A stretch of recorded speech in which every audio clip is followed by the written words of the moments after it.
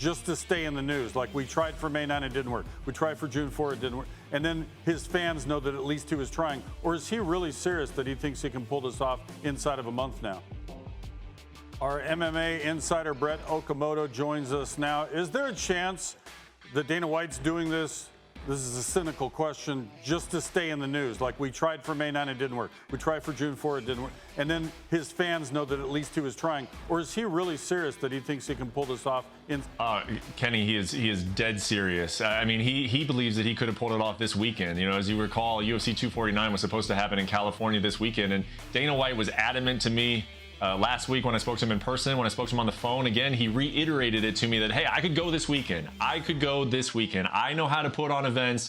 Nothing stops me. I came up with a protocol that was going to be safe for everybody. I had it all in place. I had the venue. I had talked everybody into it. We were going to go. And then ESPN got cold feet due to everything that was going on. They asked me to stand down. They're a good partner, so I stood down. But Dana White is determined to be the first sport back, and not only the first sport back, but he wants to be back as soon as possible. If it were up to him, he would be going this weekend, and he truly feels like he can, and his fighters want him to. The vast majority of fighters I've spoke to, they want to fight and they're ready to go. Do we know who, and do we know where?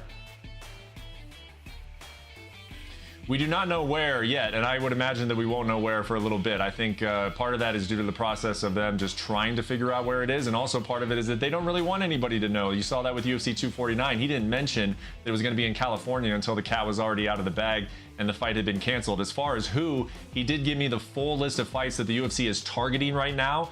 None of these fights are official. No contracts have been signed, but I have been reaching out to all of these individual camps, the fighters, the athletes, the managers, and I've confirmed that about 75, at least 80% of them have verbally agreed, said, yes, we're in. We've been training. We're ready to go. Tony Ferguson, he's the top guy. He is the number one. He is the headliner of this whole thing. He agreed 2 days, sources closest to him, that he's ready. He wants to fight Justin Gaethje on May 9th.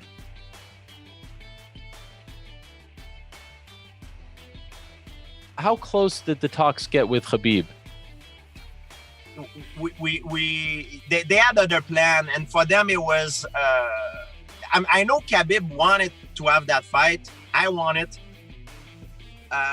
but the thing is, the UFC, if you look on the UFC side, it's not, I think it's normal. If I put myself in their shoes, they didn't want to take the risk of me winning the title and then after vacant it again, because we even proposed that I didn't want it even for the title. I would rather do it not for a title.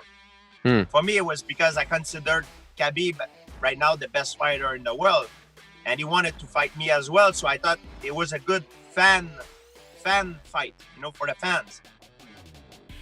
But they didn't want it. No, they didn't want it. They had the other plan for Khabib, and I understand that. They had a lot to lose, you know, and it was if they invest into that fight and their investment goes out after, it's not a good move, you know. So that, in a way, it's I could take that as a compliment, because maybe they saw me as a threat for them. That's mean maybe they thought I could have won the fight. If they would have let me fight him, maybe it's because they think I would have lose. So that's why.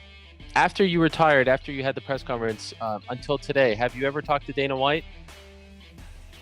I must have said hi sometime, but we never talk about me fighting or anything like this. I haven't talked to him. I don't think I've talked to him. He just wrote me a very nice text. I just say, because when I retired, I text him. I say, thank you very much for all those years and everything. I know we had problems sometime, but it was strictly business, and I understand you're the best manager, and if I can do what I did, if I have what I have in my life right now, it's because of you, because of what you did for the sport. And not only me, all the fighters should be thankful to you for what you did in that way. And he say, thank you. He said you had a great career. Nobody retired on top. You did it. Congratulations. You know, he was very nice.